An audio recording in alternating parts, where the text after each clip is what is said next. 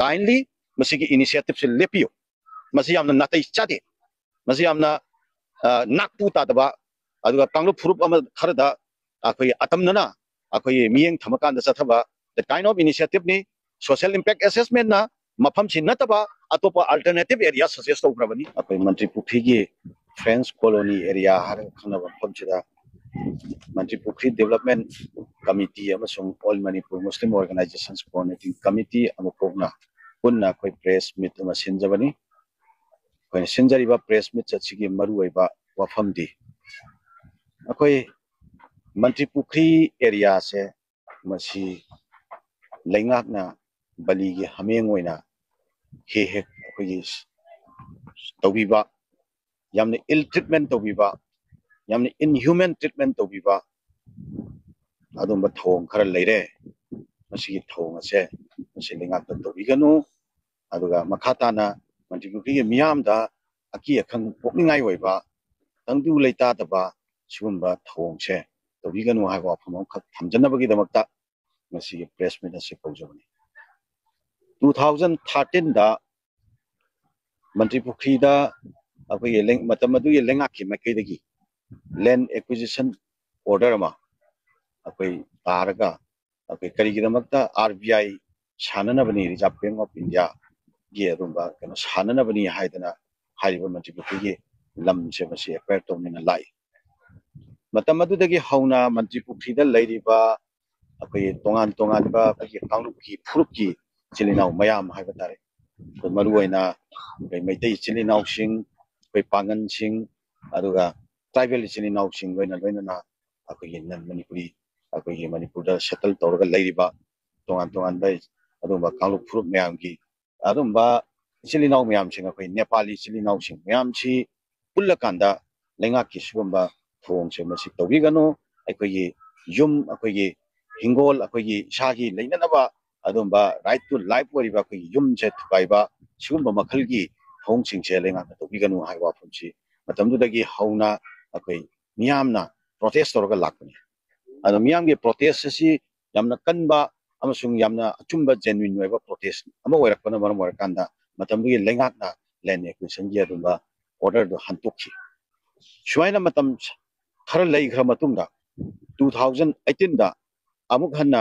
hairiba same mafam chida hanagi project tu nataba anawa project ama amuk hongaga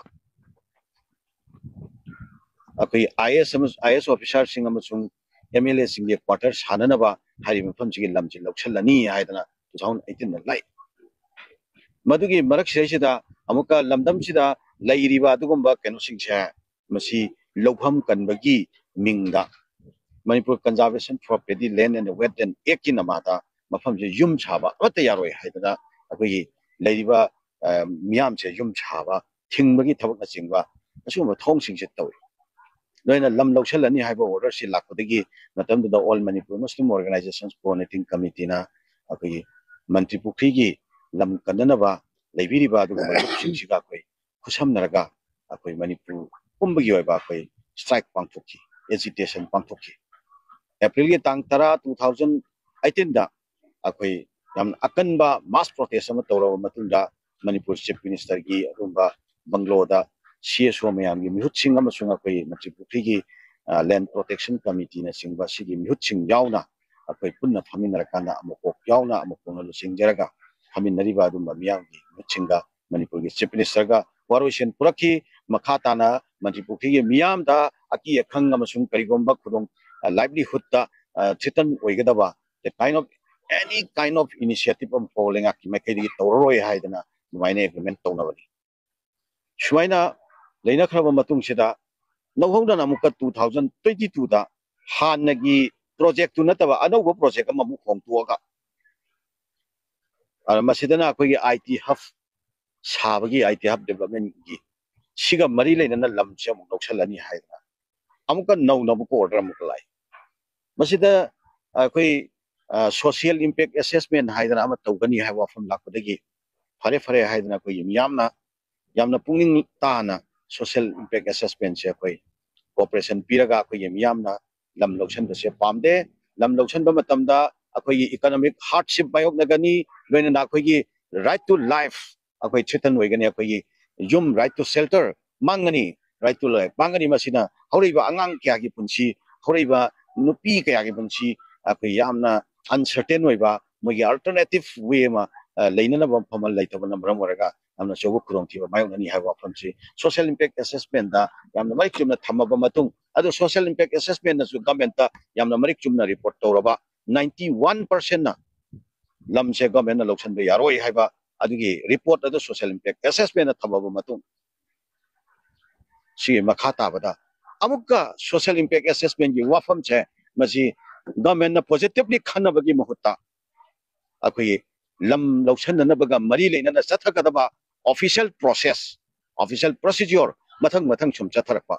अदुना मरम वरकांदा मियामदगी objection कोरपा objection submit तौरुबा objection hearing अमुका तौबा ऑब्जेक्शन हियरिंग दसु मयामने यातेना पीरबा अदुई मतुंगदा अमुका हाई कोर्ट केस फाइल तौरगा लेरबा तोंगान तोंगान केस मंगा तरुक हेना हाई कोर्ट हौजी हौजी केस फाइल तौरगा लेरिबा during the pendency of the court सुलेप लेपतना गवर्नमेंट की इनिशिएटिव से लैंड एक्विजिशन का मरी लेना मागी प्रोसीजरियल इनिशिएटिव से सुम चथरकपगी खोंथांग अमोइना ngasisu amuka hayeng tang taret sida akoi DC office ta akoi leiriba mantri pukri gi adumba pata holders myam che masi laga second time akoi draft akoi kano amagi rehabilitation and settlement ga mari leina akoi second time hearing amam ka tawgadawni yam lakpiu haibo afam thangjalakwa sidi lamse lawsallani haibagi मागे procedure से मसीसी मथंग मथंग सुलेप लेपतना चथरक पदो मयाम objection तोरगा लाकपसे करीमत खन्नदबिदा rehabilitation अमसुंग settlement गा मरी लेनाबा वाफम गा मरी लेना hearing तौछि हाइबगी वाफम अमा government सुवाइना सिफावगी था अमा थांगजलकपसिनि लमदमजिगी मियामना गवर्नमेंट पीग्रिबा अदो सोशल इम्पैक्ट असेसमेंट दा फजना सपोर्ट तोरगा सोशल इम्पैक्ट असेसमेंट रिपोर्ट तौरीबा अदुगी वाफम सिंगसे नाथैरगा थमगा गवर्नमेंट तौरीबा पोचदे मसीगी प्रोजेक्ट सिगी मरुमदा करिगुम्बा अरोनबा एजेंडा अमा हिडन एजेंडा अमा हाइबदी मंत्री पुक्री एरिया दा लरिबा मियामसे मसी तकथोक्तबा याते मसी लौथोक्तबा याते हाइबगी तोंगानबा हिडन एजेंडा अमा लैरगा थबकसि चथरक्प्रा हाइबगी अदुम वाखलमा अखोई मियामदा मरुवेना फावले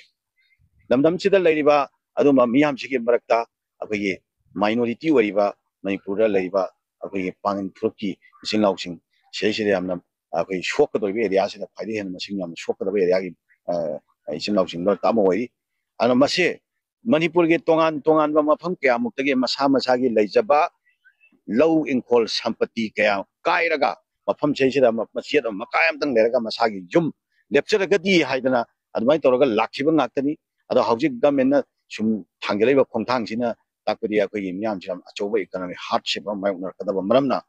ऑल मणिपुर मुस्लिम ऑर्गेनाइजेशंस कॉन्टेक्ट कमिटी ना हानदस किसु मसिगी इशू से गवर्नमेंट का दिल तौरगा लाखो फम ओइना ngasi मणिपुर लेंगाक ता कोइना ngasi अल्टीमेटम अमा अखोई काई खुमना थमगे काइंडली मसिगी इनिशिएटिव से लेपियो मसि यामना नातै चादे मसि यामना नाकपु तादबा